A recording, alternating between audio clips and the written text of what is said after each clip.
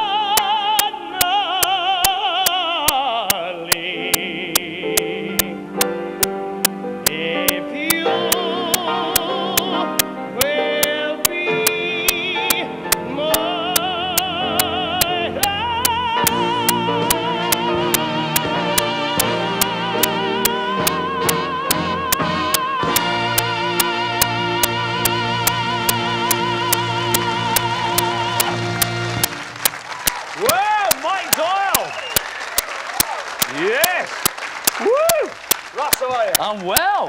You're obviously in fine voice. Well, I mean, now for people who've seen you do comedy and never actually seen you do singing, there must be a bit of a shock. But I suppose being Welsh and all that, I mean, do you find that most Welsh people can just sing? Yeah, well, funny enough, the higher the mountain you live on, the higher you sing, like, you know. I didn't quite live on a mountain as high as Harry Seacombe, but there we are. But of course, you picked one of Wales' finest singers there to do Mario Lanza. Why pick Mario Lanza? Because he's from Pontypridd, see? I don't think so. I was actually brought up with Mario Lanza when I was a child. My mother liked rock and roll. Yep. So she's a great fan of yours. Great rock and roll singer, this guy. And my dad liked the Mario Lanza singing, you know. So in the daytime it was "Hello, babe," and in the nighttime it was "La," stuff like that, you know. So, what do I do? And so you've decided exactly what to do. What about the other Welsh singers? I mean, did you ever think about sort of singing along those lines? Well, I think, see, I do comedy in my act, and I sing as well. And whenever people come and see my show, you know, they say, "Oh, why don't you sing more? You know, why don't you sing more? You do all the Mario Lanza songs, and you've done an hour of comedy, and you've left us with a couple of songs at the end." And so Harry Seacombe had that same problem, I believe, because he was one of the funniest men, I think, in the world, with his voice. You know, Harry, "Ha! Thank you. Welcome to Highway. Ha! Ahoy!" So he's great. He is Harry Seacombe. He's brilliant. If I ruled the world, every day would be the first day of spring. Ha! That sounds a bit like it. Oh, yeah. Not bad. Not bad. What about Jones, the voice, though? What about Tom? Well, Jones, yeah, Jones, you're brilliant. What a great ambassador for Wales he is, you know. John Jones buys his wife a house in Cowbridge and stays in Las Vegas. But Jonesy's more down here, isn't he? He's more sort of a, if I only knew what I should do to make you happy. Yeah.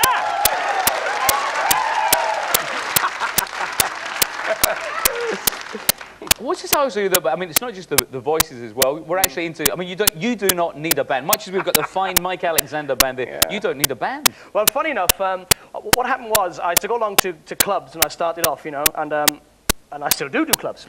And sometimes I had to try and explain to some of the regular musicians there in the valleys, you know, how certain things go. So I used to try and mimic the instrument if they couldn't play it. For instance, Acapulco, he did that Strange on the Shore. Do you remember that? Yep. This is a bit of Acapulco for you. Well,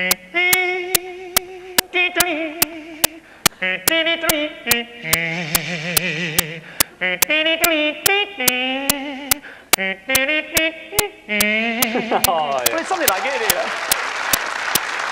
Excellent.